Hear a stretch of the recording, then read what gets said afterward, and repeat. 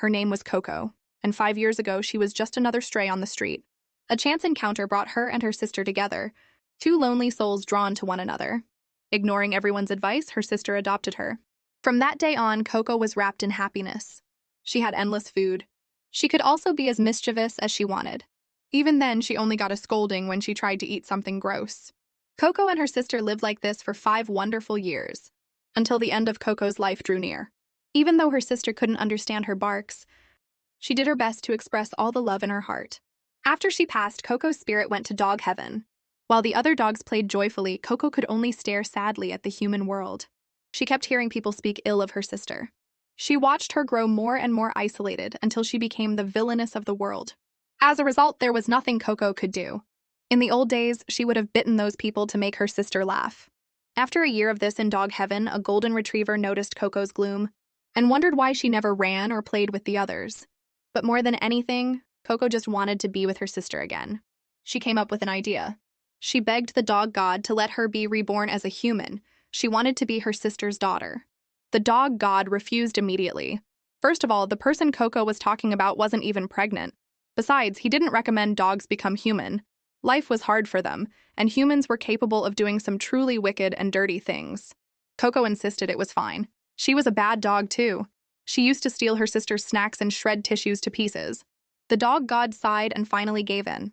However, with two conditions, Koko could never reveal her true identity, and in 5 years she had to return to dog heaven. Then, to protect the kind-hearted Koko from being bullied, the dog god gave her 3 special powers.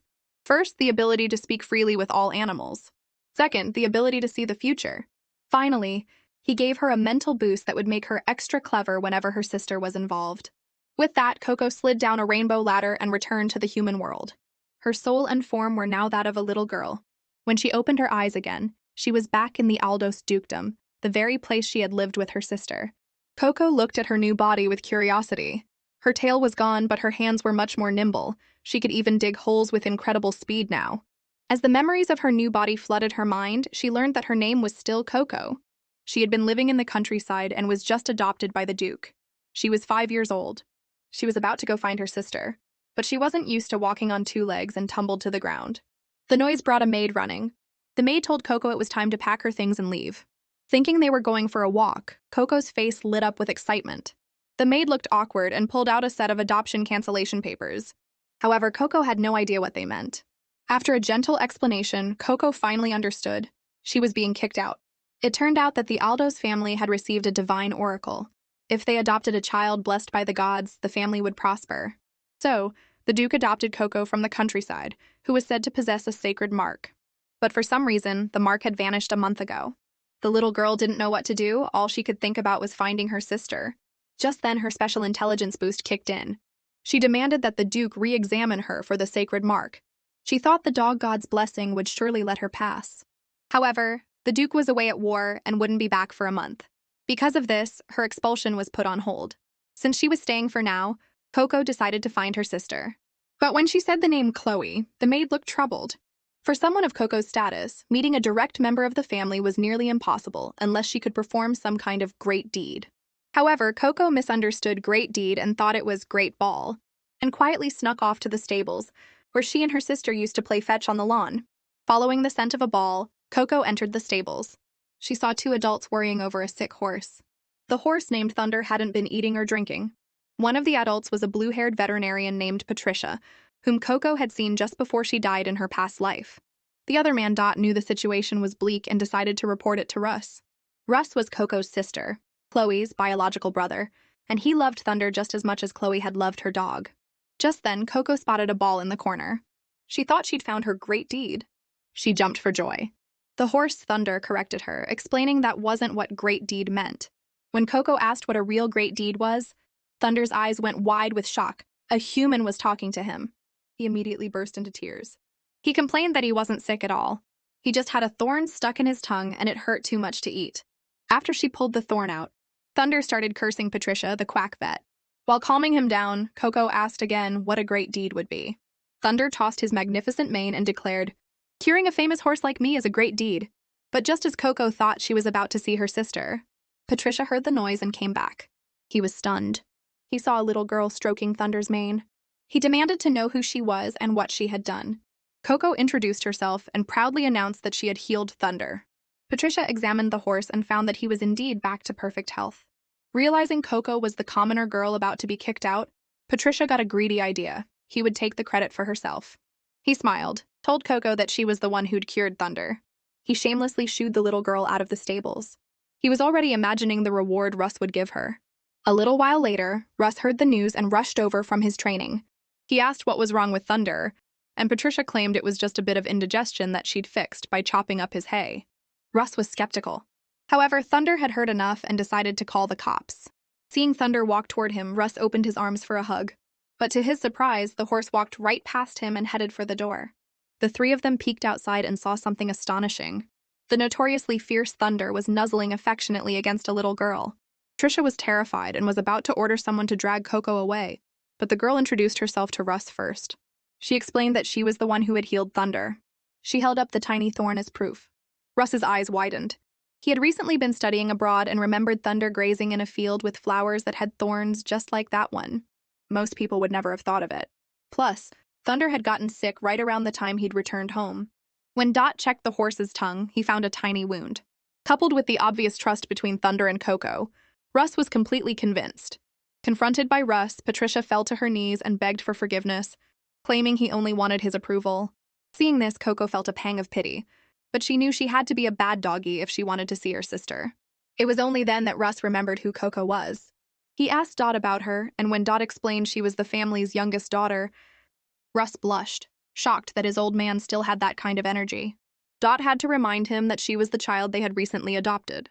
Koko shook her head, saying she wasn't really part of the family because her sacred mark was gone and she was about to be sent away. She then asked Russ if she had performed a great deed. Thinking she wanted to stay in the manor, Russ apologized and said he didn't have that kind of power. But to his surprise, all Koko wanted was to see Khloe. Russ thought he was hearing things. He couldn't believe this tiny girl wanted to see that dangerous woman. Khloe was his sister, but the world knew her as the wicked witch who was despised for handling the family's dirty work.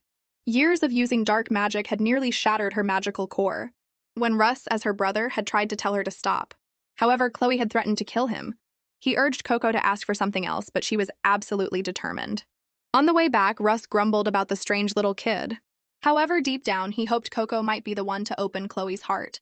After all, they both had the exact same look in their eyes when they were with animals. Soon after, Koko got a pass to Khloe's separate estate. She was thrilled to be back in the place where she and her sister had lived together. On the way, she saw a large tomb on a nearby hill. The maid explained that it was a grave Khloe had built for her beloved dog, and that she even hired people to maintain it day and night. Koko was overjoyed to know her sister hadn't forgotten her. The maid, however, didn't get it, mentioning that the dog was supposedly 15 years old when it died. Just an old dog. Koko pouted and mumbled that it was a little dog. Before she knew it, they were at the mansion's gate. The maid explained this was as far as she could go, as Khloe's estate was closed off to all but a few permitted individuals. After saying goodbye, Koko excitedly pushed open the gate. She was then stopped by a haughty maid who demanded to know who she was. Koko obediently handed over her pass. The maid looked it over and said that Lady Khloe was meeting with an important guest. Koko didn't mind waiting. She would wait as long as it took. Whenever her sister went out, she would always wait by the door. Her sister would give her a big hug upon returning.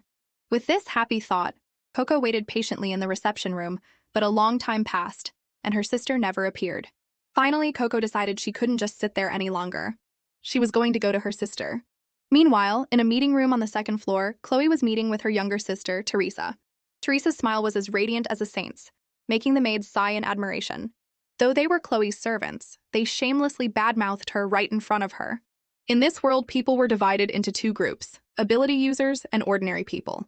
Those with a divine blessing were called ability users, and they made up less than 1% of the Empire's population, making them incredibly precious.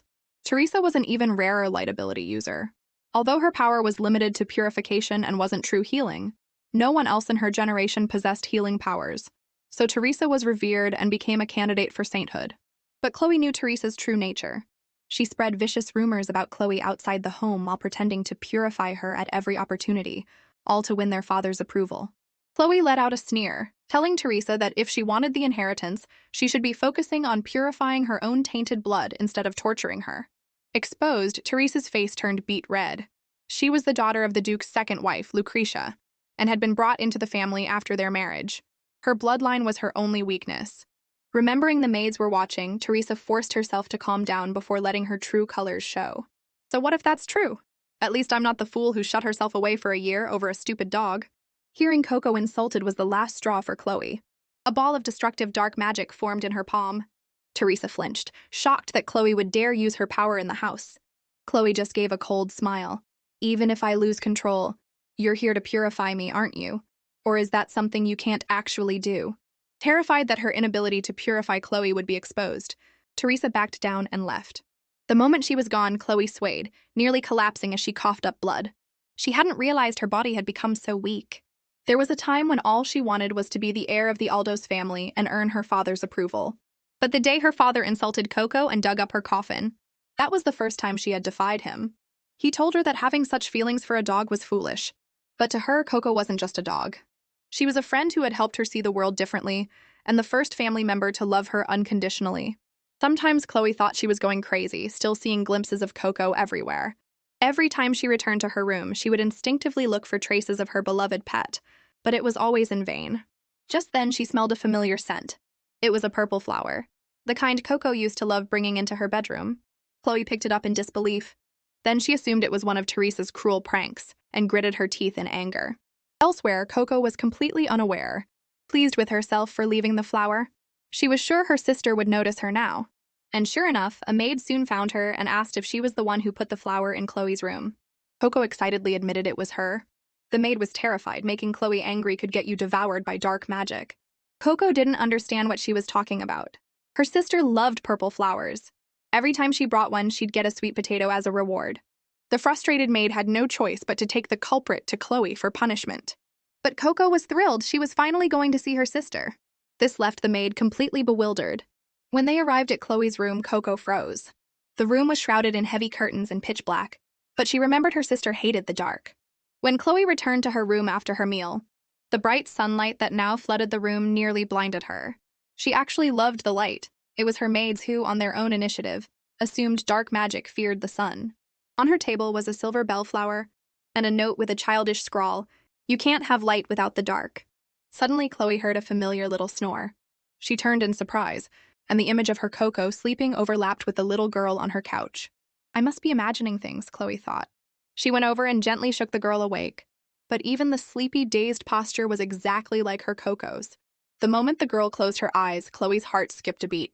Finally seeing her sister, Koko's face lit up with excitement. Khloe was taken aback. Why was this child she'd never met looking at her with such joy? Flustered, she asked the girl's name. When she heard it was Koko, Khloe's composure returned. The adopted child. You put the flower by the door, didn't you? Don't you know it's rude to enter a stranger's room without permission? Koko's face fell.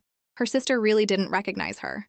But she quickly bounced back, explaining that she only did it because she wanted to be friends.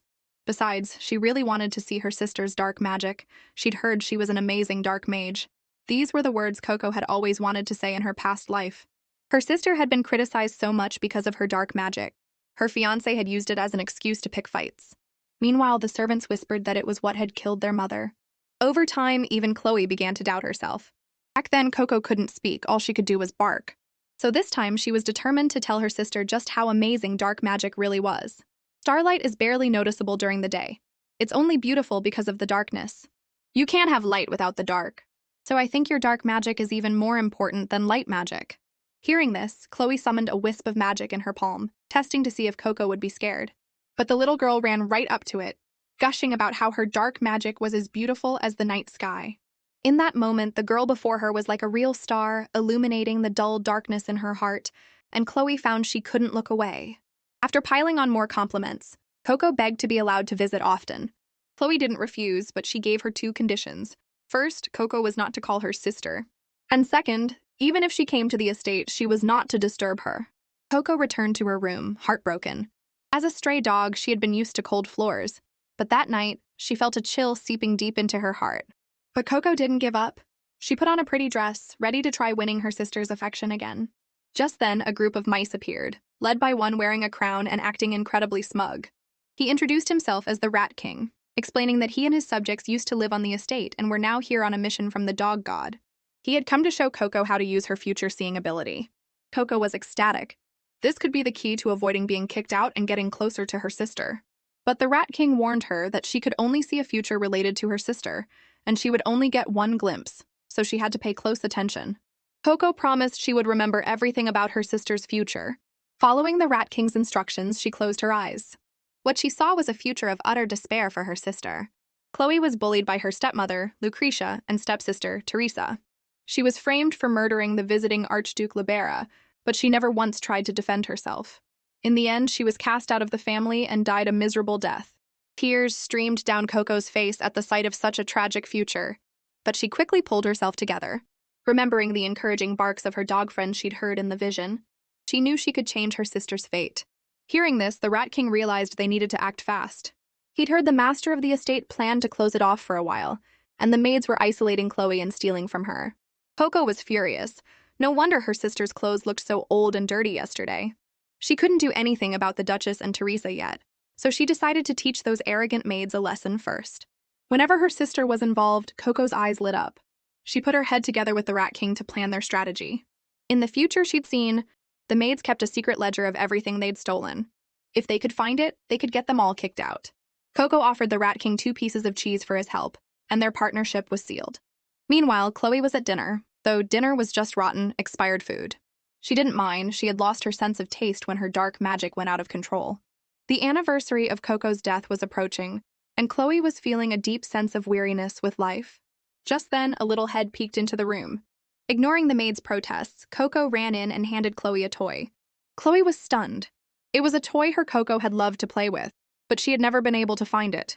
Koko then told her there was also a bone toy, but a mouse had run off with it. She asked if she could stay the night, explaining that she was a great mouse catcher and could get the toy back. Khloe was a bit exasperated, but also curious. It was one of her Koko's favorite toys. Maybe she could find a new clue or a forgotten memory. In the end, she reluctantly agreed. Once she had permission, Koko made herself at home, rummaging through drawers and cabinets. She complained that the steak on the table smelled awful and took it upon herself to pull back the heavy curtains. Khloe watched her, a strange feeling of familiarity washing over her. That night, following the Rat King's directions, Koko snuck into the basement. The maids were shamelessly bragging about the riches they'd acquired by skimping on Khloe's food budget. Koko gritted her teeth in anger, but held back for her sister's sake. She finally reached the storeroom the Rat King had mentioned, and found the hidden ledger. She carefully tucked it into her pocket. But just then the maids walked in. Hearing their footsteps approaching, Koko squeezed her eyes shut. But it was too late. One of them spotted her, roughly picked her up, and threw her to the ground. She coldly demanded to know what Koko was doing there, threatening to have the Duchess throw her out if she didn't talk. Fighting back her fear, Koko looked the maid in the eye and pulled out the bone toy she'd prepared. She said she was looking for something for Lady Khloe. The maid thought she was talking nonsense and was about to strike her, when Khloe appeared, holding a lantern. "What are you all doing gathered here?" she asked. Seeing Khloe, Koko felt a surge of confidence. Before setting out that night, she had made a deal with her sister. Khloe had given her permission to move freely around the estate and promised that if she called out "bone toy," Khloe would come find her no matter where she was. Koko presented the bone toy to her sister. The moment Khloe touched it, she felt a strange, warm energy. Then Koko pulled out the ledger. "I found a suspicious book," she said. "It's proof we can use to get rid of these mean maids." After Koko left, Khloe's voice turned icy, as if passing a death sentence on the maids. She had known they were plotting in the basement every night. She just hadn't bothered to do anything about it. One of the maids asked why she was punishing them now. Remembering the bruises on Koko, Khloe's killing intent flared. "Because you crossed a line." Even with the evidence against her, the head maid remained calm. She had been ordered to spy on Khloe by the Duchess herself, and that was the source of her confidence. She admitted her mistake, saying she would report to the Duchess, and reminded Khloe that punishing servants was the lady of the house's right. Khloe let out a cold laugh. As a direct blood relative, what could they really do to her for punishing a few maids? With that, dark magic swirled in her palm. In an instant, the maid's sight was stolen, plunging them into darkness. As they collapsed to the ground, screaming and writhing in agony from the terrifying illusions, Khloe felt not a shred of pity. This was the price for disrespecting her. If they could survive until dawn, she might consider sparing them. Leaving the room, Khloe felt a satisfaction she hadn't experienced in a long time. But as she considered hiring new maids, she suddenly felt weak and stumbled. It was a side effect of using too much dark magic, a delusion that made her see happy illusions, which was part of why she had so readily fallen into darkness. But at the same time, the magical backlash brought excruciating pain. This time, however, the pain vanished almost as quickly as it came. Khloe was baffled, wondering why the side effects had ended so soon. Elsewhere, Koko was still waiting for her sister to return. A knight from the ducal guard gently told her to go to bed. Then, he handed her a small, exquisite bottle and explained that it was a reward from Lady Khloe. The potion quickly healed the cuts and bruises on her body. Koko's heart soared. It didn't matter if her sister didn't recognize her. She was still the same person she'd always been. A kind, sun-like person who couldn't stand to see anyone get hurt. And Koko was sure that one day she would hear her sister say once again that she, Koko, was the one she loved most in the world. The next day, Russ heard from a maid that Koko had spent the entire night at the other estate and hadn't come back. He started to worry, imagining all the terrible things Khloe might do to a small child. He rushed over to the estate only to find Koko fast asleep on the front doorstep. Since his horse Thunder adored the girl and she had saved him, Russ decided he would just tell his sister he was taking Koko back to his own residence. But when he kicked open the door, he noticed the maids had been completely replaced. They were no longer lazy, and the whole mansion was bright and airy. He placed Koko on a sofa and waited for Khloe. Meanwhile, he gazed at the little girl's sleeping face. She was so cute he couldn't resist the urge to tease her. Just then, Koko woke with a start. Her amethyst eyes darted around the room, but she didn't see her sister. She asked Russ if he was the one who had brought her inside. Russ retorted, "So, you got kicked out and you still want to hang around?" He then offered her a job as Thunder's personal vet, promising her lots of snacks and toys. Just then, Khloe appeared, warning Russ not to talk nonsense to a child. "I didn't kick her out." She had no idea why Koko had been sleeping on the doorstep. She had prepared a room for her. Koko sheepishly explained that she had seen the morning light shining through the glass and couldn't resist going outside to see. The sun was so warm that she'd accidentally fallen asleep. A fond smile touched Khloe's lips. Russ stared in amazement. It wasn't just the mansion that was filled with sunlight. It seemed Khloe's heart had been brightened too. She was like she had been before her magic went out of control. Letting Koko come here was the right decision, he thought. Seeing Khloe was about to kick him out, Russ remembered he had real business to discuss. He warned Khloe to be careful. The spirit tiger brought by the Archduke Libra had escaped. When Koko asked what a spirit beast was, Russ puffed out his chest and explained. They were powerful creatures blessed by the gods, possessing special abilities and capable of forming contracts with humans. A regular animal like Thunder was just a normal beast. Above spirit beasts were the even rarer divine beasts, but they only existed in imperial legends. There was a huge reward for capturing the tiger, but so far, no one had dared to try. However, when Father gets back, Russ trailed off, and Khloe finished his sentence coldly. At that point, your status as an adopted daughter will be revoked. Russ bristled at her harsh tone, and the two started arguing. Hearing her sister's cold words, Koko felt a pang of hurt. It was already so hard to maintain even this fragile, fake family tie. If she lost her place in the family, she might never get close to her sister again. She couldn't let that happen. Then she had a great idea. What if I catch the spirit tiger? Russ burst out laughing. How could a 5-year-old pipsqueak do something like that? But their father was a man who respected power above all else. It might actually work. Just as Koko was getting excited, her sister's icy voice cut her off. "Stop your daydreaming!" "You're small and weak. How could you possibly catch it? Are you trying to get yourself hurt?" Koko knew her sister was just worried, but she was determined to prove she was a strong dog. She found Thunder and the Rat King for a war council. But when she announced she was going to catch a tiger, both of them froze. The Rat King immediately backed out. No matter what Koko said, it was a matter of instinct. He might be a cool and mighty Rat King, but to a tiger he wasn't even an appetizer. Thunder also politely declined, saying he was too conspicuous. With her animal friends unable to help, Koko wrung her hands in frustration. Suddenly, an idea struck her. She asked the Rat King to point out all the places his instincts screamed at him to avoid. The tiger had to be hiding in one of them. Using the Rat King as a tiger detector, Koko avoided all the places he found relaxing and headed straight for the areas that made him tremble in fear. Soon she found herself near the granary. The Rat King in her hand begged her not to go any closer. The next second, a powerful roar echoed through the air. As a result, the Rat King fainted on the spot. Koko tucked him into her pouch. She knew this was where the tiger was hiding. But no matter how hard she looked, she couldn't see it. After calling out for a long time with no response, Koko started to feel discouraged. If this kept up, she really would be kicked out. Just then, she noticed something strange about a patch of grass. A fierce wind was blowing, but this one spot remained perfectly still, as if something heavy was pressing it down. Remembering that spirit beasts had special powers, Koko cautiously approached and asked if the tiger was there. The creature was startled. its muscles tensing. It was wary that its invisibility had been pierced. But the little girl in front of it didn't seem dangerous. It guessed she might be an ability user, too. The tiger wrote on the ground, asking if she could see it. The writing was different from human text, but Koko understood. She introduced herself and explained that she could communicate with animals. She didn't understand why the tiger was hiding and invited it to come back with her. However, the tiger refused, convinced that no one would ever like it. It had once lived in the frozen north, hunting monsters. But over time, not only did humans avoid it, but other spirit beasts fled from it as well. Back then, only one person, a little human boy, had ever reached out a hand to it. Hearing the tiger's sad story, Koko changed her mind. She had wanted to catch the tiger for her sister, but now she just wanted to be its friend. The tiger was deeply moved and revealed itself to her. Koko smiled brightly and held out her hand.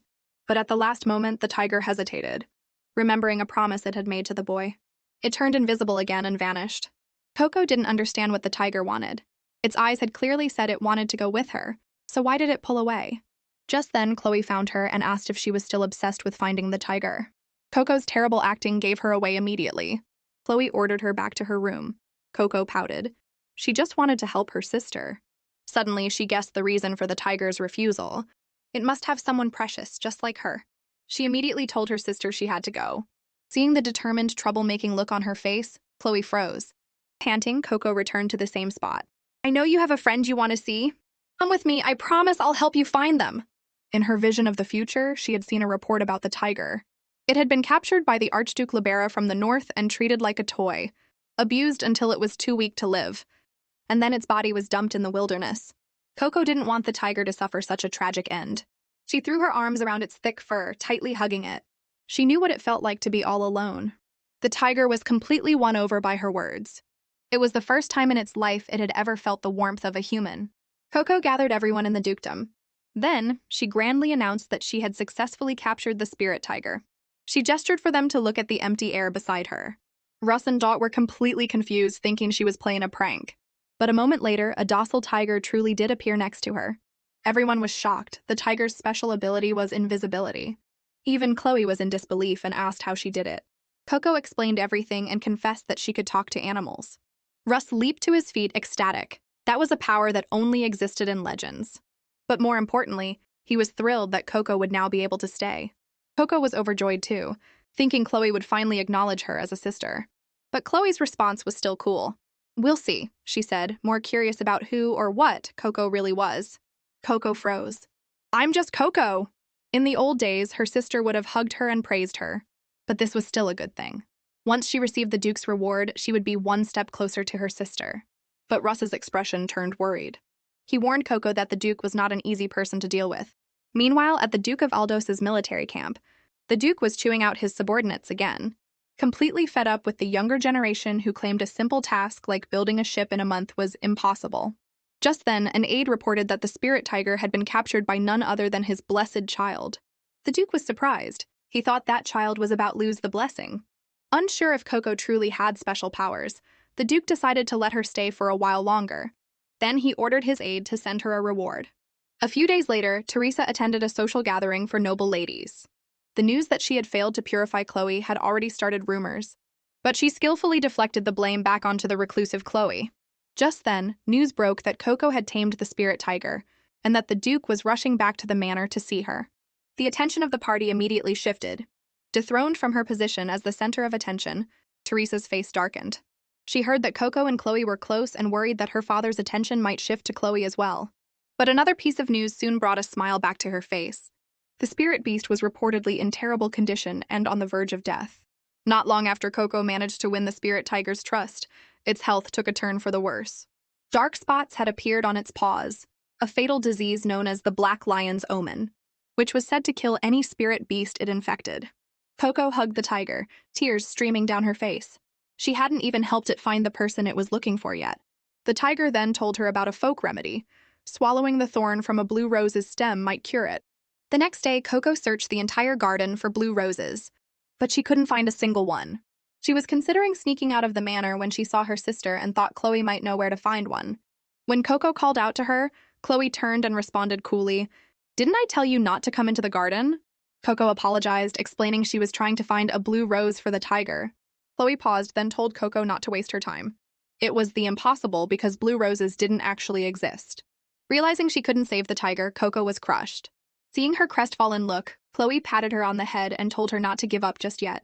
If it was just the thorn of a blue rose she was looking for, she might have an idea. Koko's tears immediately turned to a joyful smile and she danced around happily. The girl's simple innocence made Khloe smile. She led Koko to a flower bed filled with hydrangeas. Khloe explained that people often poetically referred to the stamen of a blue hydrangea as the thorn of a blue rose. Koko beamed, telling Khloe she was a genius. The moment sent Khloe drifting back into a memory. It was all thanks to her Koko, the one she loved most. Her dog used to play in this very spot and loved these flowers, running through them every morning. That's why Khloe had taken the time to learn about them and kept the garden exactly as it was. The real reason she didn't want the new Koko in the garden was that she couldn't bear to see her trample the grass and erase the last traces of the Koko she had lost. Realizing she had made her sister sad, Koko's head drooped. She asked cautiously, "Do you miss Koko?" "I don't just miss her. I want to hug her, to feel her warmth again." Koko's heart ached. She had no idea her absence had caused her sister so much pain. Khloe picked a blue hydrangea, handed it to Koko, and told her to leave. Watching her sister walk away, Koko resolved to try even harder to make her sister recognize her so she wouldn't be lonely anymore. Meanwhile, Teresa, wanting to get in on the glory of healing the spirit tiger, sent her crony Rhea to investigate its condition. Rhea, who had the special ability to read an animal's emotions, arrogantly demanded that Dot take him to the tiger's room. But just as they reached the door, Koko walked out, followed by a putrid smell. Seeing the tiger lying lifeless on the ground, Rhea immediately ordered her men to seize Koko. This was exactly what Teresa had hoped for. Now she could spread rumors that Khloe had murdered the spirit beast and finally take her down. Rhea pinned all the blame on Koko and had the little girl mercilessly thrown into the dungeon. Russ and Khloe were shocked when they heard the news. The next day, Russ stormed into the prison, ignoring the guards' pleas to calm down. He was furious, summoning his magic, and ready to break the law to get inside. After clearing a path, he found Koko's cell. The sight of the little girl squatting in a corner, facing the wall, filled him with rage. He couldn't believe they would do this to a 5-year-old child. But then he heard Koko's cheerful, bell-like voice. She was chatting with the insects on the floor. Still, Russ assumed she was just being brave so he wouldn't worry. Tears welled up in his eyes, and he promised he would get her out immediately. But Koko told him there was no need. "The spirit tiger will be resurrected soon," she said. "My sister told me that a comeback is always cooler when you're pushed to the brink." So she was going to stay in jail and play the victim. Russ was completely bewildered. Just then, a cool voice cut through the air. "Russ, didn't I warn you not to cause trouble?" Seeing Khloe there, Koko panicked. She knew that even though her sister was a master of darkness, she was terrified of dark places. When she was little, a tutor trying to train her dark magic had locked her in a damp, dark cellar for a week. Ever since, Khloe's body would tremble uncontrollably whenever she entered a dark space that wasn't of her own making. Seeing that Koko was worried about her even while locked in a dungeon, Khloe's heart ached. Then, a memory of her own Koko comforting her flashed through her mind. She suppressed her fear and asked if Koko really hadn't killed the tiger. When Koko promised the tiger would be back in 2 days, Khloe made a mental note. "Is it cold in here?" she asked gently. "I can bring you a blanket if you need one." A radiant smile bloomed on Koko's face. "Just having you here, chasing away the darkness and worrying about me, is enough." Khloe then told Russ to stand back, and unleashed a blast of dark magic, blowing the cell door off its hinges. Her servants rushed in, bringing a sofa, laying down a carpet, and completely redecorating the dungeon cell. After that, Khloe left as coolly as she had arrived. She guessed this whole incident was a plot by Teresa aimed at her and Koko. The rumors couldn't have spread so fast without her help. At the same time, the Duke's carriage returned to the manor. Khloe was waiting at the entrance to greet him, a rare occurrence. Wanting to be a source of strength for the little girl, she requested a private word with her father. The moment they were in his office, she brought up Koko's case. The Duke frowned, saying the matter of a criminal would be handled by the interrogators. But Khloe looked him straight in the eye and guaranteed that the child was not the killer. She asked him to postpone the trial for 2 days. The Duke was surprised. This was the same child who used to be so timid in his presence, and now she had the courage to confront him directly. He agreed to her request, adding that he would preside over the trial himself in 2 days. After 2 days of living in luxury in her redecorated cell, it was time for Koko's trial. When the Duke called for the suspect, Koko made a grand entrance in a fluffy coat, looking anything but like a prisoner. The Duke sighed. This was supposed to be a murder trial, but the suspect was a 5-year-old kid. Koko impatiently declared that the tiger wasn't dead, but Rhea immediately contradicted her. Her ability had distinctly felt the tiger's life force vanish the moment Koko left the room. Furthermore, she claimed to have evidence that Khloe had helped her. Teresa immediately chimed in, fanning the flames. Koko was furious and explained that the tiger was just sleeping to heal its wounds. It had told her so itself. To test whether Koko could really communicate with animals, the Duke gathered magic at his fingertip, forming a blade that he pointed at her. This was his detection ability. If she were a true ability user, a stream of light would envelop her body, otherwise the light would dissipate. But after the test, nothing happened. She was a typical non-ability user. Rhea let out a derisive laugh. But the Duke was frozen in shock. He had seen something only he could see. A rainbow-colored light flowing around Koko, something he had never witnessed before. Koko cried out that the test must be wrong. Teresa scolded her for her insolence, but the Duke silenced her. He knelt and asked Koko when the tiger would wake up. Khloe glanced at the time. It had been exactly 2 days. And right on cue, a spirit tiger bounded into the courtroom and went straight to Koko's side. It was clear to everyone that they shared a deep, unbreakable bond. As Teresa stared in shock, Khloe calmly walked to Koko's side and announced, "I believe it's time to change the defendant." Sensing the tables had turned, Teresa immediately started shifting the blame. She scolded Rhea for not being more careful and washed her hands of the whole affair, claiming she had nothing to do with spreading rumors or imprisoning Koko. She even had the nerve to act indignant on Koko's behalf. Seeing that he had been completely abandoned, Rhea could only beg the Duke for mercy. The Duke ignored her and walked straight to Koko, apologizing for wrongly accusing her. He promised her a reward for saving the tiger and said he would grant any wish within his power. Koko jumped for joy. She glanced at her sister and then made her request. She wanted the 3 of them, the Duke, Khloe, and herself, to spend time together every day. And of course, Russ was welcome to join if he wanted. All Khloe had ever wanted was for her father to hug her again. But as the heir, such a childish wish was forbidden. Koko knew that even now her sister still respected the Duke deeply, so she wanted to give them a little push to help them reconcile. Then, she rattled off 99 more wishes, leaving the Duke completely stunned. But he had made a promise, so he had no choice but to agree. After that, Teresa returned to her residence, her face a dark mask. In public, she continued to play the part of a gentle, saintly maiden, but her eyes held a murderous glint. Despite her pleas, the Duke had still punished her. He had long been aware that Teresa and her mother, Lucretia, were bullying Khloe. He warned Teresa it had better not happen again and forbade her from meddling in family affairs. But Teresa felt no remorse, blaming everything on Koko. Since that girl had arrived, everything had spiraled out of her control. Her spies on Khloe had been rooted out, and her closest confidant had been banned from the manor. Teresa gritted her teeth, determined to seize the inheritance of the Aldos family no matter what it took. One morning, the family had breakfast together for the first time in years. The table was laden with delicious food. Before the Duke could even speak, Koko grabbed a sweet potato and started munching away. Watching her eat with such gusto reminded the Duke of meals with a young Khloe. Though she wasn't a clingy child anymore, this feeling wasn't so bad. He announced that until the sacred artifact from the temple arrived, they would all eat together every day. Russ worried that their father still planned to send Koko away. But the Duke shot him a look, asking when he had ever said that. He had simply seen Koko's rainbow-colored light and wanted to be cautious and confirm things properly. Koko told them not to worry. She would definitely pass the test. Whenever Koko spoke, the Duke would smile. However, when Russ spoke, his expression would turn sour. Suddenly, Koko noticed her sister subtly smile. Seeing her plan was working, Koko was overjoyed. Just then, the Duke ordered them all to stay away from the northern villa, where a guest of the Archduke Libera was staying. It turned out the Archduke had appointed Teresa to treat his younger brother, Caligo. Koko's mind raced. In the future, she had seen, Caligo dies in the manor, and his death is the event Teresa uses to frame and ultimately destroy her sister. Koko bared her teeth like a little dog, vowing to stop the evil woman's plot. Later, she snuck over to the northern villa, as she was figuring out how to get past the guards. Then a boy with a murderous aura suddenly appeared before her. Koko froze. Could this arrogant boy be Caligo? She scrambled to her feet and asked why he was here. He immediately shot back, calling her an ugly mutt and telling her not to talk to him. Koko was furious. She was a cute puppy.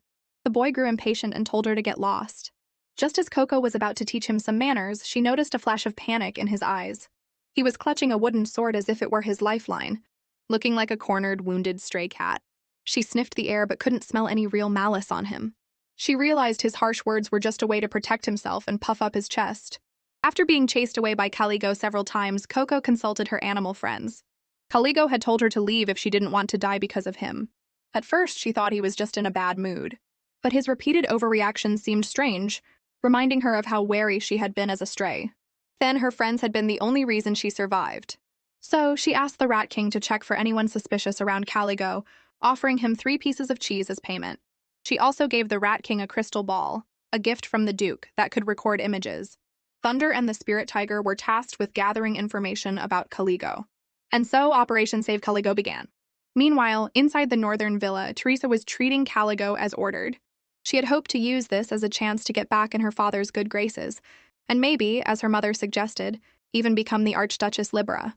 The Archduke was said to dote on his younger brother and would spare no expense for his recovery. However, Caligo suffered from magical overflow, the same type of illness as Khloe's, which meant Teresa's powers were useless against it. She put on a show, activating her light power. A holy glow enveloped Caligo. As a result, the onlookers immediately began to sing her praises. But the next second, Caligo's symptoms flared up again. His nurse anxiously asked what was happening, but Teresa had no idea. She just smiled and assured her that he would gradually get better. Then, basking in the praise, she swept out of the room. The moment she was gone, the nurse who had just been so concerned for Caligo began to feed him a strange green potion, 1 spoonful at a time. "The Archduke sees you as a burden now," she murmured. "From now on, you can only rely on me to get better. You are a ticking time bomb. No one can come near you except those I have personally screened." The Rat King scurried back to report to Koko. The image in the crystal ball was blurry, but the sound was clear. The Rat King, annoyed, helped her zoom in on the picture just as the drama reached its peak. Koko not only discovered that Teresa's healing was a sham, but also understood why Caligo had pushed her away. He was just following his nurse's instructions. The Spirit Tiger told her the green liquid was the juice of a fruit that could cloud the mind. Caligo was already mentally fragile from his illness. With this potion, it wouldn't be long before he completely lost control.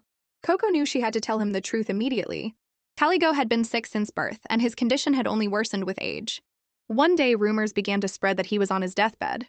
The servants wondered why the Archduke wasted so much effort on a useless person. More and more people grew tired of him and left. Even as sharp pains racked his body, Caligo held on, hoping he could one day be of use to his older brother. But a few days ago, his brother had suddenly left for the north to fight monsters, leaving him in the care of the Duke of Aldos, with the promise that he would return after 100 days of treatment. Caligo knew it was a lie, but he tearfully agreed, clinging to the belief that his revered brother, a knight whose word was his bond, wouldn't abandon him. Just as Caligo was telling himself to keep holding on, Koko appeared, bumping her head against his window. He yelled at her, but she just smiled cheerfully and said she had something to tell him. Ignoring his protests, she jumped right into his room. Remembering his nurse's warning, Caligo screamed at her to leave. But Koko acted like she hadn't heard a word and started searching the room. When she suddenly crouched down, Caligo thought his harsh words had hurt her and started to feel bad. But Koko just smiled. "I don't mind, I found what I was looking for." She told him to wait for her to come save him. "Don't listen to what your nurse says. You're not a burden, and don't drink any more of that medicine." Hearing footsteps outside, Koko slipped back out the window, promising she would return. Her words left Caligo's mind in a turmoil. Watching him from outside, Koko hardened her resolve. She was going to save him. The mission was a success. Thanks to the mice scouting the location of the potion ahead of time, Koko managed to steal it. Afterward, she rewarded them generously. Now she had to figure out her next move. She could expose the nurse and stop Teresa's treatments, which would delay the worst, but it wouldn't solve the root problem. Suddenly, she remembered a clue from her vision of the future. The Archduke Libera had searched for an ancient magic that corresponded to Caligo's shadow magic to try and stop the overflow. But Koko had no information about ancient magic. The Rat King advised her to give up, saying he'd never heard of it. But his words gave Koko an idea. If the rats didn't know, she would just have to ask the birds. That night, Caligo asked his nurse if he could go for a walk. His brother had promised him he could go outside. He thought that maybe if he went out, he might see that girl again. But the nurse refused, citing his health. She held him close, her gaze cloying. "The Archduke wouldn't want to see you harming your body. Remember, you are the family's only stain. So even if you are bored, you must not be selfish." Caligo believed her words completely and obediently lay back down. His brother was a mighty swordmaster who had fought in countless battles, while he couldn't even leave his room. Caligo opened a storybook he had hidden under his pillow. It was about a little dog princess who defeated an evil witch to save a cursed kitten knight. Caligo hoped that one day he too could be free from his pain, just like the knight in the story. Early one morning, Koko and Russ went shopping in the city. Russ was impressed that she had managed to get their father's permission to go out. During breakfast, Koko had suddenly announced she wanted to go to the city. When the Duke asked why, she got nervous and finally came up with a lame excuse. She wanted to buy gifts for him and Khloe. Seeing her looking so pitiful, the Duke couldn't resist and agreed. Khloe, sitting nearby, saw right through the lie but didn't say anything, only reminding Koko not to do anything dangerous. Concerned that Koko was just a naive little girl, the Duke ordered Russ to go with her for protection and gave her plenty of money for gifts. Russ was in the middle of telling the story. Suddenly, Koko darted off in another direction. He quickly scooped her up. Seeing she was headed for a bird cafe, Russ decided they could kill some time there. On the surface, it looked like a normal cafe, but it was actually an information hub. This was her chance to find out about ancient magic. Russ set Koko down and went to order. The moment he turned his back, Koko vanished. She had snuck upstairs. What she saw there amazed her. Dozens of birds were perched all around the room, including some old friends from her stray dog days. Koko greeted the birds warmly. However, they immediately became hostile and prepared to attack. "Wait," she cried out. "I'm here with a job for you." She pulled a snake-shaped toy out of her bag. It was the token of Chocolate, the leader of the stray dogs. When the little bluebird in charge saw it, he had no choice but to believe her. Koko explained everything, telling him she was looking for an ancient magical artifact that could suppress a magical overflow. Luckily, the bluebird knew of it, a ring called the Melody of St. Philip. But it was extremely dangerous. Koko begged him for help. "Didn't you promise to help any friend in need?" The bluebird was stunned by her words and agreed to investigate. After Koko left, the other birds asked why their leader, who hated humans, had agreed so easily. The bluebird explained that Koko had repeated the secret oath he had made with a friend long ago. He had once been attacked and was on the brink of death, when a little white dog saved him with a strange power. They became friends and swore to always help those in need. Since someone had come asking for help in his benefactor's name, he couldn't refuse. Plus, the girl was from the Aldos dukedom. Helping her could be a way to repay a favor and investigate his friend's true cause of death. When Koko got home, she was immediately met with a scolding from her sister. "I heard you disappeared. What happened?" Koko apologized, insisting she hadn't done anything dangerous. Khloe didn't press the matter and told her to go check on the spirit tiger. Koko rushed to her room, where Dot had just finished an examination. He was baffled. The tiger was perfectly healthy, yet the black lion's omen had reappeared. Koko was worried sick. She noticed the tiger pacing restlessly back and forth. A thought occurred to her. Then she asked her sister and Dot to step outside so she could talk to it alone. The tiger told her that its body was being inexplicably drawn to the north. Koko remembered Russ saying that spirit beasts are instinctively drawn to their contract partners. She asked the tiger to describe the person. The more she heard, the more shocked she became. All the clues pointed to Khloe. The moment she left the room, Koko went straight to Khloe and asked for her help.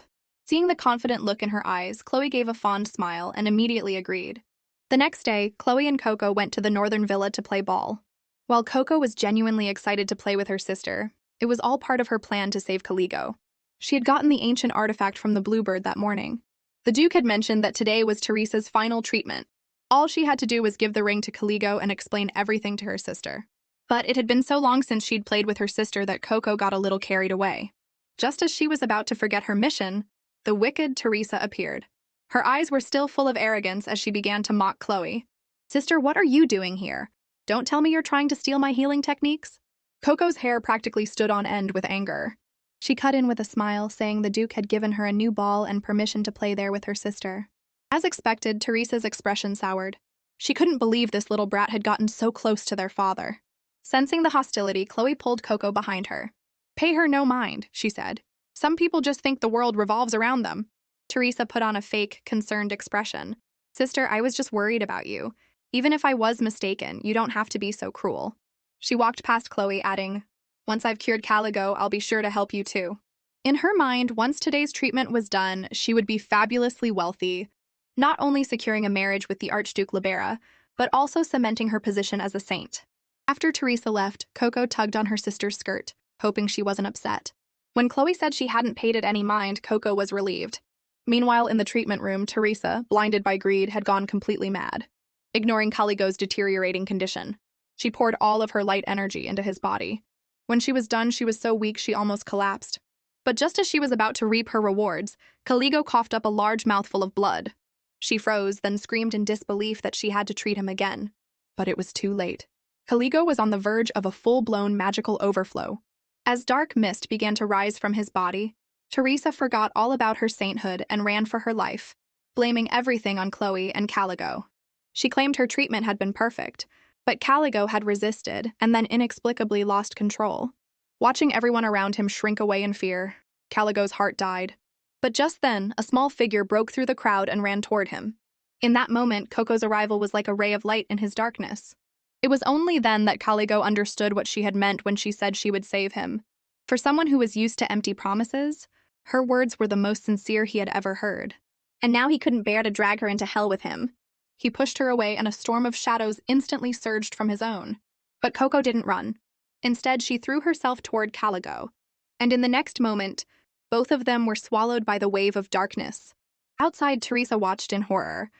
If a magical overflow wasn't contained, it would create a pocket dimension that would burn everything inside to ash once the user's magic ran out.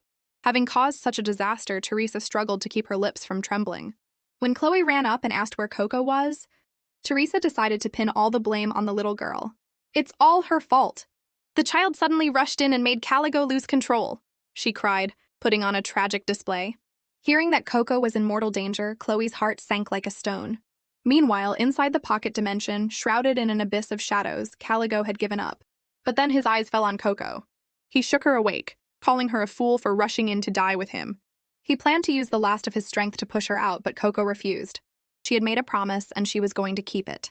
She slipped the ancient magical ring onto his finger. Promise me you'll be happier after we get out of here. The moment the ring was on, Caligo felt the chaotic magic inside him begin to calm. Koko smiled and told him it was enchanted with ancient magic that could soothe a magical overflow.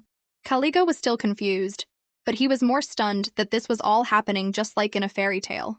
When Koko asked if they could leave now, he explained that the danger wasn't over. He had used his own power to shrink the dimension, and now his magic was so depleted that he couldn't maintain it for much longer. Soon they would both be annihilated. Even in this desperate situation, Koko was confident. Don't worry, she said. We'll get out of here safely, together. Back outside, the Duke had arrived, having heard the news. Teresa immediately ran to him, weeping and blaming everything on Koko. She suggested that sending the blessed child's body to the Archduke Libera might appease him. Not only Khloe, but the Duke himself radiated a killing intent he hadn't shown in front of his family for years. Watch your mouth, Teresa, he snapped. He ignored her completely and ordered his men to begin a rescue operation, requesting support from the mage tower. Just then, Khloe stepped forward. I will hold it back until reinforcements arrive. Her dark magic was the same type as Caligo's shadow magic. The Duke instinctively tried to stop her. Khloe's own overflow was still unstable, and using her power could be fatal. But she was resolute. Just as she was about to unleash her magic, the pocket dimension began to crack.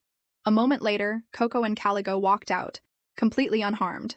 Khloe was stunned. She had never heard of anyone surviving a magical overflow. It turned out that Koko had rushed into the dimension with the invisible spirit tiger. Caligo was speechless when he saw the tiger, unable to believe it had kept its promise to meet him again after only one encounter. Koko explained with a smile that the tiger had already chosen him as its partner the moment they met. Caligo just hadn't accepted the bond. All he had to do now was complete the contract to restore his magic and become even stronger. Deeply moved, Caligo stroked the tiger's head and whispered, "When we get out of here, I will restore your sight." His words were both a promise and a declaration. From that day on, the tiger would be a part of his life. With that, the boy and the beast completed their contract inside the dimension. His power restored, Caligo took Koko's hand. With a sharp crack, the pocket dimension shattered, and the three of them returned to the real world. The Duke rushed over, anxiously asking what had happened. Koko cheerfully explained that the tiger and Caligo had formed a contract and saved her. Then she pointed a finger at Teresa. Caligo's overflow was her fault. This woman kept forcing him to accept the wrong treatment. Before Teresa could argue, Caligo himself spoke up, tearing down her facade and exposing the fact that she, a candidate for sainthood, possessed no real healing power. As the people around them began to whisper and doubt, Teresa turned to the Duke for help, but he showed her no mercy. A moment ago, you said it was Koko who caused Caligo to lose control. Why has your story changed? How can I believe you when you speak with no evidence? It's clear that you are responsible for this incident. In light of your past service to this family, you will be confined to the Bastille for 1 year to reflect on your actions. Teresa collapsed to the floor, pleading that she didn't mean for it to happen. When the Duke ignored her, she shrieked, "I'm a candidate for sainthood! Are you abandoning me just for that adopted daughter?" The Duke's sharp voice cut her off. You tried to blame your crime on someone else and you call yourself innocent. I am only sentencing you to confinement because you are my daughter." He then ordered his men to drag her away. With the bad woman gone, Koko felt a great sense of relief. Just then, Khloe called out for her to leave with him. Koko looked at him, confused, and clung to Khloe, refusing to let go. The crisis was over, and she wanted to be with her sister. Their eyes met, and seeing Khloe's calm expression, Caligo grew annoyed but was powerless. He said goodbye to Koko and left with his tiger. Now it was just Koko and her sister.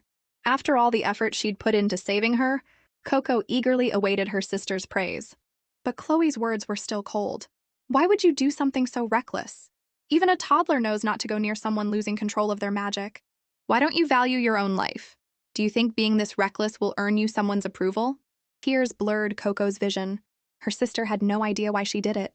Just as she thought Khloe was going to push her away again, her sister's hand gently brushed her cheek, her eyes filled with heartache. "Look, you're hurt." She looked up and met Khloe's gaze, which was full of pain and affection. "Promise me you'll never do anything that makes me worry like that again, okay?" It was only then that Koko understood. Her sister had never hated her. Whether she was being bullied by the maids, framed for killing the spirit tiger, or caught in Caligo's magical overflow, every time she was in danger, her sister would rush to her side without a second thought. At that moment, Koko felt a warm, bright light, the same one that had appeared when she gave her sister the bone toy. She guessed it was connected to her sister opening her heart. She made a silent vow to make that light shine as brightly as a star, so that her sister would finally, truly recognize her. Elsewhere, Caligo and the spirit tiger were bonding. It was all thanks to Koko that they had been reunited. Before he could even figure out if the feeling in his heart was gratitude or something else, Caligo decided to give the tiger a name. Since forming their contract, he could now understand the tiger's writing. He named him Amius, an ancient word for dearest friend. In that moment, two lonely souls had finally found each other. But just then, his nurse burst into the room, screaming for a doctor without any regard for Caligo's feelings. Caligo calmed the furious Amius. The nurse was annoying, yes, but after his parents died, she was the only one who had taken care of him. He decided to give her one last chance. After a thorough examination, the doctor confirmed that Caligo's overflow symptoms were completely gone. The nurse immediately put on a show, weeping with joy as if she were truly happy for him. The maids and doctor praised her, saying she and Caligo were as close as a real mother and son. But the moment they left, the nurse dropped her act and tried to make Caligo drink another dose of the potion. This time, however, Caligo refused. It was the first time she had ever seen such a cold look in his eyes.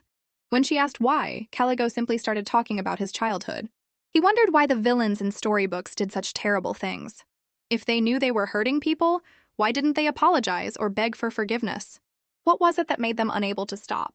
Startled by his sharp gaze, the nurse set the potion on the table, told him to remember to drink it, and quickly left. A few days later, a formal hearing was held regarding Caligo's magical overflow. Based on his testimony, the culprit was undoubtedly Teresa. Her fate would be decided by the Archduke Libera himself.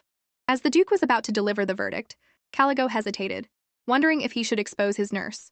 A small hand rested on his. He looked over to see Koko giving him an encouraging look. He finally made up his mind. "There is one more villain who has not been punished," he declared loudly. The Duke immediately asked what he meant. When Caligo said her name, the nurse's face went pale. He held up a bottle of the green potion, explaining that she had been feeding him a mind-altering drug for a long time. He demanded that the Duke imprison her until his brother, the Archduke, arrived. The nurse was terrified but quickly composed herself, acting as if she'd been wrongly accused. She claimed to know nothing about the green potion and insisted she would never harm Caligo. Koko chose that moment to cut her off. She presented the recording crystal as evidence. It clearly showed the nurse verbally threatening and manipulating Caligo. To be honest, Caligo himself hadn't suspected a thing. He realized that instead of obsessing over why bad people do bad things, he should focus on understanding the kindness of good people. His words were a sharp, ironic jab at the nurse. Realizing she was finished, the nurse panicked. She was about to beg Caligo for mercy, but the Duke had seen enough. He ordered his men to arrest her, just as Caligo had requested. After the nurse was dealt with, Koko switched the crystal to another recording. Then she trotted over to the Duke. "There's one more person to punish." On the crystal, Teresa could be seen ignoring warnings and insisting on treating the severely injured Caligo. She was even heard saying that if anything went wrong, she would just blame it all on Khloe, since no one in the manor cared about her anyway. Hearing this, the Duke gritted his teeth in fury. He announced that, effective immediately, Teresa was stripped of her candidacy for sainthood and would be sent to a convent, where she would remain for the rest of her life. With the woman who had bullied her sister finally gone, Koko excitedly turned to see Khloe's reaction. But she didn't look as happy as Koko had expected. Instead, she seemed a little sad. Just then, the Duke sincerely apologized to Khloe. He admitted that he had been swayed by rumors for too long and had never truly listened to his own daughter. Koko understood then that it wasn't Teresa's bullying that had hurt her sister the most, but her father's indifference. Figuring the two of them had a lot to talk about, Koko tried to slip away to give them some space. However, Khloe grabbed her hand. He looked awkward and fidgety, saying he was just curious where she was going. He looked like a proud little cat who wanted to cuddle but was too shy to ask. He just reminded her to be careful and not wander off. With Teresa and the nurse gone and her sister finally smiling, the tension Koko had been holding on to finally snapped. She leaned her head tiredly against Caligo's shoulder. The next morning, Koko woke up to find her room filled with presents. A maid explained that now that word had spread of the Duke's favor, people no longer saw her as a disposable adoptee and were sending gifts to get on her good side. Just then, Khloe came to visit, telling her this was nothing to be surprised about. He unrolled a gift list that was dozens of feet long for her to choose from. He proudly explained that his family was one of the oldest and most prestigious, and his brother had promised to give the entire world to whoever could cure him. Koko was still processing this, but the maid beside her was already ecstatic, knowing that the Archduke's magical items were priceless. But Koko said she didn't want any magical items, she just wanted to play ball. Seeing her invitation, Caligo couldn't resist. The two of them spent the entire day playing near the northern villa. During their game, Caligo noticed his magic was more stable than ever. He could control his shadows with ease. Koko was happy for him and said she would introduce him to her other friends sometime. Hearing that Koko had so many friends, Caligo pouted a little. He wanted to be her friend too. Koko readily agreed, and they pinky swore to be friends forever. Just then, an unexpected visitor interrupted them. It was Caligo's older brother, the Archduke Libera. Reunited after so long, Caligo excitedly told his brother he was all better. The Archduke smiled and ruffled his hair. "It looks like you haven't just recovered, you've gotten taller too." Hearing this, Caligo once again brought up his dream of becoming a knight. This time, the Archduke didn't object, and even promised to give him a sword when they returned home. As soon as they finished talking, the Archduke's gaze shifted to Koko. He suddenly scooped her up into his arms. "So this is the great benefactor from the reports. You're even younger than I imagined." But his action made Caligo jealous. He held his hands out to his brother with a determined look. "Give Koko to me." The Archduke was taken aback. He had thought Caligo wanted a hug, but he was after the girl in his arms. He chuckled and refused, saying he had something to discuss with their benefactor alone. Caligo was annoyed but couldn't do anything about it. Later in the reception room, Koko could smell a scent of curiosity coming from the Archduke. She guessed he knew her reasons for saving Caligo weren't entirely simple. The Archduke spoke to her gently, his voice warm. When she said she didn't need a reward, he feigned sadness. "But I promised a reward to whoever cured Caligo. If I don't give you one, I'll be a man who doesn't keep his word. What should I do?" Hearing this, Koko reluctantly agreed to accept something. The moment she did, the Archduke produced a list out of thin air for her to choose from. Koko studied the catalog for a long time before picking the item that caught her eye the most. But her choice made a flicker of panic appear in the Archduke's eyes. She had chosen the Eternal Stone, a treasure personally crafted by the first Archduke of their family. Its value was so immense that it was said to be worth the entire family's fortune. Koko felt bad, but it was the only thing she wanted. Then she had a brilliant idea. She would ask for all of his fortune and then use it to buy the Eternal Stone. Her unexpected answer made the Archduke burst out laughing. After he laughingly agreed, Koko stood on her tiptoes and whispered a small request in his ear. Meanwhile, the heads of the Aldos family were in a meeting. The Archduke's aide was on pins and needles. The Archduke's visit had been incredibly rude. Not only had he arrived unannounced, but he had gone to see the Duke's youngest daughter first. Russ was about to cause a scene, but Khloe stopped him, pointing out that while the Archduke was impulsive, his desire to meet his brother's savior was understandable. The Archduke Libera was a rare talent with dual abilities in crafting and swordsmanship. He was also a terrifying figure known as the Gentle Slaughterer for his ability to face down monsters alone. But, Khloe reasoned, he was known to be extremely kind to his brother, so he probably wouldn't do anything untoward to his benefactor. Russ was still grumbling to the aide. Then the Archduke himself appeared, carrying Koko. He loudly announced that his conversation with Koko had gone very well, and then he kissed her on the cheek. This sent Russ flying out of his seat in anger. The Archduke ignored him and left with his aide. Before he went, he gave a meaningful look to Khloe and Koko. When his aide learned he was giving away the Eternal Stone, he tried to protest, but the Archduke's mind was made up. The stone hadn't done anything for centuries anyway, and besides, he was very curious why Koko had chosen it. A short while ago, the Archduke Libera met Khloe alone in the garden. She immediately asked him what he wanted. The Archduke smiled. There's no need to be so guarded. Someone anonymously asked me to deliver this to you. He held out a stone that shimmered with a soft light. You've likely heard of it. This is the jewel the first Archduke Libera crafted for his lover. If you pour your life force into it, it will tell you if your beloved is nearby. Khloe had never been interested in such romantic trinkets, but the Archduke insisted she take it. He was only delivering it on someone's behalf, and besides, he wanted to stay on good terms with the person who had asked him. Meanwhile, Koko was arranging flowers in her sister's room. Then, Khloe's voice came from behind her, making her jump. You were the one who had the Archduke give this to me, weren't you? Koko's eyes went wide. She had no idea how her sister had figured out her secret plan. When Khloe asked why she did it, Koko excitedly told her to try the stone's effect. The dog god had told her not to reveal her identity, but a little hint from a magical item should be fine. Maybe this way, her sister would recognize her. Khloe stared quietly at the stone in her hand. Her beloved was already gone. Koko's face fell. She was standing right there. But even if Khloe wanted to pour her life force into the stone, she couldn't. Life force was a more fundamental power than magic, and while her magic had stabilized, she didn't have the strength to wield her own life energy. Khloe said it so casually, but hearing it made Koko's chest ache. She remembered seeing her sister command the darkness with such grace every day. Seeing Koko's sadness, Khloe suggested she try it instead. Koko thought of her sister's face and placed her hand on the eternal stone. Instantly, the stone erupted in a brilliant blue light. Khloe was shocked, thinking the stone was broken. But Koko just squeezed her hand. The person I love most has been by my side all along. Khloe was dazed. She could feel the powerful love radiating from the light, but she felt she didn't deserve it. She hadn't even done anything special for this child. Koko handed the stone back to her, telling her to try it again when she was stronger. Khloe couldn't help but smile and promised she would, a small flicker of hope kindling in her heart. She then asked Koko what other rewards she had received.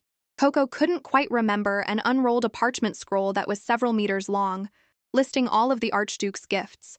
Elsewhere in the capital's main temple, Lucretia learned that the Duke had sent her daughter, Teresa, to a convent.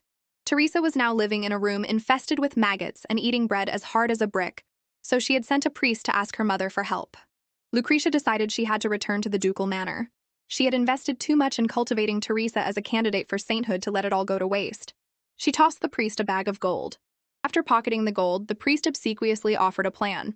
He assured Lucretia that the adopted girl was no blessed child. He had tested her himself with the Holy Grail. She had no sacred mark and no special abilities. And once a sacred mark disappears, it will never reappear, even if the person is a true blessed child. Reassured, Lucretia finalized her plan to get rid of the pests in the ducal manor once and for all. Not long after, the Duke brought a priest to the manor to perform a communion ceremony for Koko. Unbeknownst to him, this was the same priest Lucretia had bribed. The ceremony required a sacred artifact called the Holy Silver Grail, said to be a cup once used by the gods. Anyone with a divine blessing would manifest a sacred mark upon touching it. The Duke had planned for a much more formal ceremony, but Koko was too impatient. The sooner she was confirmed, the sooner she and Khloe could truly be sisters. However, when she held her breath and touched the grail, nothing happened. No matter how long they waited, no sacred mark appeared. Seeing Koko's disappointment, the Duke gently told her not to worry about it, and instructed the priest to continue with the scheduled preparations. The priest nodded, taking careful note of both of their expressions. Later, a dejected Koko was sitting in the garden. Then Caligo appeared as if he'd been waiting for her. He sat down and casually asked what was wrong. Koko didn't know what to think. She had received blessings from the dog god, so why didn't they work? What if she was disowned now? Maybe her ability was just different. His brother had once told him that divine blessings and special abilities were two sides of the same coin. The more blessings one received, the stronger their ability would be. So, why not try to develop her own power? Koko thought about it and realized he was right. So much had happened, but she hadn't really done anything with her own power. Talking to animals and seeing the future were gifts from the dog god to help her reunite with her sister. She remembered the strange flashes of light that appeared when she was with Khloe, and realized that might be her true ability. Just then, Caligo told her that even if she wasn't blessed, it didn't matter. She could just go with him to the north, where no one cared about such things. "We could play ball all day," he said. "You don't want to stay with people who reject you, do you?" It was a touching confession, but unfortunately, Khloe happened to walk by at that exact moment. Instantly, all of Koko's attention shifted to her sister. She quickly said goodbye to Caligo and ran off. Watching her go, Khloe decided Khloe was now his #1 rival. Seeing Koko panting as she tried to keep up, Khloe couldn't help but ask why she wasn't playing with her friend. "Why are you avoiding me?" Koko blurted out. The question caught Khloe off guard. She had overheard what Khloe said, and while it was unpleasant, she couldn't deny he had a point. Maybe letting Koko go was the best choice. Staying here might only bring her more pain. But when Khloe asked what Koko wanted, she didn't hesitate. "I want to be with you every day," she declared, a little angry. "I worked so hard to see you again." Seeing Khloe was still wavering, Koko threw herself on the ground and started acting like a puppy, rolling around and showing her belly. But Khloe didn't get it. No matter how much she wriggled, it didn't work. Koko was confused. This always used to work. Fortunately, Khloe finally admitted to herself that she didn't want Koko to leave either. She pulled the little girl up and brushed the dust off her clothes. Then Koko made her wish. She hoped that one day she could call Khloe sister. Khloe froze. She had been so harsh to Koko when they first met, yet the little girl had held on to that hope. A blush crept up her cheeks, and she agreed to Koko's sweet, small request. Hearing this promise, Koko was overjoyed and became even more determined to get closer to her. Later, Khloe and Koko attended a banquet together. The Archduke Libera and Khloe were already there waiting. Koko excitedly ran up and shook their hands. The sudden gesture flustered Khloe, which made the Archduke laugh. The surrounding nobles saw this and started whispering. They guessed that the Duke's youngest daughter was being sent to the Archduke's estate to be Khloe's bride. In their eyes, Koko's disownment was a foregone conclusion. After all, the Archduke had just gifted the Duke 3 spirit beasts. There was no longer a place for Koko. Noticing Khloe's expression darken at the rumors, the Archduke decided to lighten the mood, joking that his brother and Koko looked good together. Khloe, thinking he was trying to provoke her, frowned. Just then, Lucretia interrupted them. She was followed by the bribed priest carrying the Holy Grail. Under Lucretia's direction, the next day's communion ceremony had been perfectly arranged, leaving the Duke annoyed but unable to object. But Khloe noticed something was wrong. The priest was sneaking off with the Holy Grail, clearly up to something. The two of them immediately followed him. Khloe saw Koko leave and worried was about to stop her. However, the Archduke inexplicably asked her to dance. With so many people watching, she couldn't refuse. Meanwhile, Koko and Khloe saw the priest enter a private lounge. Khloe summoned his shadow magic, which he could now use to spy on things. Through the shadows, he saw the priest summon a pocket dimension, an extremely rare ability, and inside was another Holy Grail. Koko instantly realized it was a fake. Everyone knew the Holy Grail was a unique sacred artifact, the symbol of the temple itself. Even if Koko's test failed, no one would ever suspect the Grail was a counterfeit. In this desperate moment, Khloe came up with a plan. That night, he went to Khloe and asked her to teach him how to control his powers. He had heard she was once a dark magic instructor at the academy, and his shadow magic was part of the same system. To convince her, he told her everything about the priest's plot with the fake Holy Grail. Koko was hiding behind a potted plant, listening in. She thought her sister would surely help when she heard she was in trouble, but to her surprise, Khloe refused. The truth was, she didn't want Koko to be a blessed child. If she was, she would be dragged into the world of politics, and countless people would covet her power. It would be safer for her to be disowned and go to the Northern Duchy. It would break her heart, but it was better than Koko becoming a puppet. At this, Koko couldn't hold back any longer. She burst out, shouting that she wanted to stay with her sister. "I don't want to go anywhere but by your side." Khloe also urged Khloe to respect Koko's wishes. Khloe was stunned. She had no idea Koko was so attached to her. After a moment of hesitation, she finally agreed to train Khloe. Since Khloe was still at risk of her own magic overflowing, she could only guide Khloe to understand the essence of shadow magic. The nature of shadow is secrecy, and there are gaps and seams in any space. After some practice, Khloe finally mastered the ability to slip into a pocket dimension. The next day, the communion ceremony began. Lucretia was ready to see Koko fail. She even made a show of telling the priest to be fair and impartial. The priest nodded, secretly thrilled that he would soon be able to take his money and disappear. Koko touched the Holy Grail, and as expected, nothing happened. Just as the priest was confidently announcing the result, Koko smashed the Grail on the floor. The Duke and Lucretia were horrified. Then, Koko declared righteously, "This Holy Grail is a fake." The priest became hysterical, accusing Koko of blasphemy and demanding she be held responsible. The moment he finished speaking, Khloe appeared behind Koko, radiating dark energy. "And how exactly," she asked, "do you plan to make her take responsibility?" Lucretia, pulling rank as the Duchess, ordered Khloe to stand down, but she refused, pointing out that the ceremony had been rigged from the start. Khloe stepped forward at the perfect moment, stating that he had personally seen the priest hide the real Holy Grail. Hearing his own plan, including the use of his secret pocket dimension, laid bare, the priest began to sweat. The Duke ordered him to summon his dimension to prove his innocence. He stammered that his ability couldn't be used in front of people. "That won't be necessary," Koko said confidently. With that, both Caligo and Khloe unleashed their magic on the priest. Khloe clenched her fist and the pocket dimension shattered, revealing the true Holy Grail inside. Holding the real Grail, Khloe turned to the priest. "Do you have anything else to say?" With the evidence right there, the priest was speechless. The Duke, enraged, demanded to know who had paid him. Just as the priest was about to speak, Lucretia secretly cast a spell from behind him, and he collapsed. Lucretia explained that he must have been under a silencing spell, and ordered him to be taken to the dungeon. With the real Holy Grail retrieved, the ceremony began again. Koko took a deep breath and walked toward it. This was the final hurdle. Once she passed this, she and her sister could truly be family. But the moment her hand touched the Grail, a powerful surge of magic erupted from it, engulfing her entire body. She let the magic pull her in, and when she came to, she was in a river of pure magical energy. Before she could even process what was happening, she heard a familiar voice. It was Chocolate, the stray dog leader, warning her never to trust humans. Then, a flood of painful memories from her time as a stray rushed into her mind. Fighting back her fear, Koko argued, "That's not true! An old man used to bring me food. And there were brave people who helped me. And most importantly, I met the sister who loved me more than anything. I believe everyone has a kind heart." As she spoke, a warm glow enveloped her. It was her own ability, the one that appeared whenever she was with her sister. She noticed the Holy Grail was now filled with water.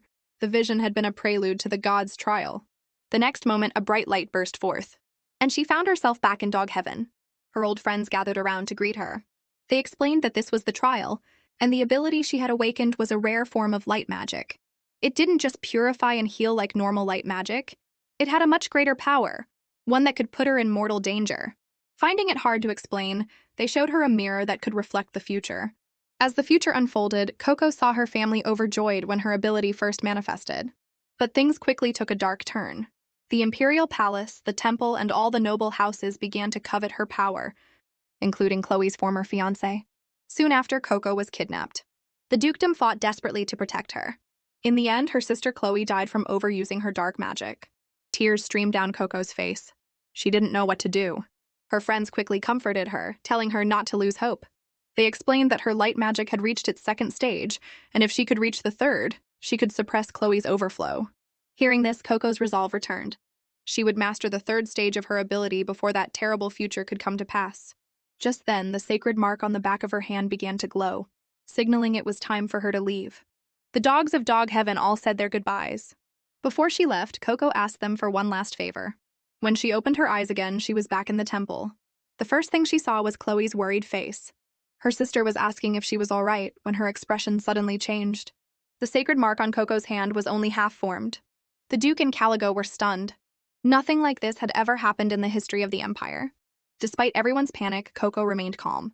This was the favor she had asked of her friends, to hide her true power so she could heal her sister in secret. Of course, she didn't tell them about her light magic either. But the half-formed mark had thrown everyone into chaos. It was no longer clear if Koko was a blessed child or not. Lucretia seized the opportunity to pressure the Duke, saying the answer was obvious and there was no need to deliberate. Khloe stepped in front of Koko, demanding to know what she meant. Lucretia sneered. "I mean, she should be disowned, of course." Caligo stood up for Koko, but Lucretia dismissed him, saying it was a private family matter. After all, if they adopted a commoner who wasn't a blessed child, what would they do if a real one appeared later? She then made a phony offer to help find another noble family to adopt Koko. Her argument was flawless, leaving even the Duke at a loss. But he couldn't ignore the light he had seen around Koko that day. More importantly, he didn't want this child to suffer for no reason. He announced that the decision would be made later, and asked everyone to consider the family's best interests. As he walked away, Lucretia smiled, certain that the Duke would never adopt Koko now. Later, the Duke's office was in an uproar. Roose was shouting that he would never agree to disowning Koko. But for the Duke, it wasn't that simple. Adopting Koko as a direct heir meant giving her power and rights within the family. And he couldn't ignore the wishes of his wife, Lucretia, who had served the family for over a decade. Mishandling the situation could tear the family apart. As the father and son argued, Koko piped up that she didn't care. "Anyway, I don't want to be Lucretia's daughter. I just want to be my sister's sister." Her simple words gave the Duke an idea. Meanwhile, thanks to Lucretia's efforts, rumors that the fake lady was about to be disowned were spreading throughout the manor. hearing even the maids gossiping. Lucretia felt secure. Not even the Duke could go against public opinion. It was this talent for scheming that had allowed her to make a deal with the Empress and secure her position as Duchess. The next day, the Duke called a family meeting. Just as Lucretia expected, he announced that the family was giving up on adopting Koko. But his next words left her stunned. The Duke declared that he would be adopting the child under his own name and the name of his deceased first wife. Khloe and Russ were about to breathe a sigh of relief when Lucretia stood up to object. But the Duke's decision was final. He stated that the child would be registered under the name of his late first wife, making it legally sound. Lucretia was speechless. As she fumed, the Duke walked over and put a hand on her shoulder, whispering a warning. Our marriage was forced by the Empress. Why must we fight to the death? With that, he ignored her and dismissed everyone. Russ immediately swept Koko up in a hug. But Khloe's eyes were on Lucretia. She saw an expression that was anything but resigned. Back in the reception room, the Duke and Roos fussed over Koko, praising her for being as clever as a young Khloe. Her simple words had given him the perfect solution. Then the Duke awkwardly asked if Koko would call him Dad. Russ and Koko froze. When she recovered, Koko flatly refused, saying they weren't that close yet. She then cheerfully excused herself to go find Khloe, leaving the wounded Duke behind. Khloe was sitting somberly in front of Koko's grave when she heard an excited shout. The sight of the little girl running toward her lifted her spirits. Koko hesitated for a moment, then, unable to contain her excitement any longer, smiled and greeted her sister. Seeing Khloe's calm expression, she asked again if it was really okay to call her sister. With permission granted, Koko sat down beside her with a sigh of relief. She had finally done it. She was finally family. Although Khloe's voice was still quiet, Koko's keen nose could pick up the scent of joy. Thrilled to be closer to her sister, she leaned against her. It was only then that Khloe asked why she had come looking for her. Koko explained that she wanted to make sweet potato cakes with her. Russ and the Duke were already waiting in the kitchen. The two of them walked back to the manor hand in hand. A short while later, Russ was having an existential crisis in the kitchen. The cakes he and the Duke had made were a disaster. It was one thing to be outdone by Khloe, but even Koko's cake looked better than theirs. After they were done, Russ wiped Koko's face clean, and she eagerly took a bite of Khloe's cake. Seeing her eat with such delight made Khloe smile. Russ, wanting to win Koko's affection too, had a servant make a special grape cake just for her. But the moment she saw it, Koko felt a wave of nausea. It was like a primal canine fear, and she suddenly found it hard to breathe. She remembered her friends in dog heaven warning her that her powerful ability might come with side effects. Khloe noticed her distress and was about to ask what was wrong, but Koko quickly forced a smile and pushed the grape cake back to Russ. He, completely oblivious, took it as a sign of her affection for him. Watching them bicker, Khloe couldn't shake the feeling that something more was going on. Just then, the Duke asked Koko and Khloe to go to the northern villa. The Archduke Libera was investigating a case and had requested their assistance. And so Khloe found herself having to deal with the annoying Archduke once again. Unsure if her father had made some sort of deal with him, Khloe silently accompanied the Archduke on his investigation. It wasn't until they reached Koko's grave that he suddenly asked about her cause of death. Khloe was confused but remained guarded, telling him she had no obligation to report to him. The Archduke explained that he was on an official mission to investigate the murder of several spirit beasts, and the trail of one of them had gone cold right at this spot. He stepped closer to her, a teasing look in his eye. Are you telling me you don't even know the truth about your own pet's murder? According to the Archduke, all murdered spirit beasts leave a trace. His magical detector showed that a spirit beast had died in this very spot 1 year ago. The word struck Khloe like a lightning bolt. It was the exact same time her Koko had died. But Koko had been an ordinary dog, the vet had confirmed it. Regardless of the truth, the seed of doubt had been planted. Khloe decided to team up with the Archduke to uncover the truth. Later, she went to the Duke and told him she intended to hunt down the spirit beast killers. The Duke refused, worried for her safety. Recently, not only spirit beasts but also ability users had been turning up dead. Moreover, Khloe was still on the verge of a magical overflow and couldn't even use her powers freely. But his opposition only strengthened her resolve. She vowed to heal her body and find out how her Koko had truly died. Her words were overheard by the Rat King, who scurried off to tell Koko. Koko was torn. Her ability wasn't strong enough yet to heal her sister. The little bluebird told her that support-type ability users at the temple could help awaken her powers. But because of Lucretia, Koko was on bad terms with the temple. Just then, Thunder spoke up. He knew the perfect person for the job. When he was young, he had overheard that the Duke's younger brother, Beleaf, was a support-type ability user.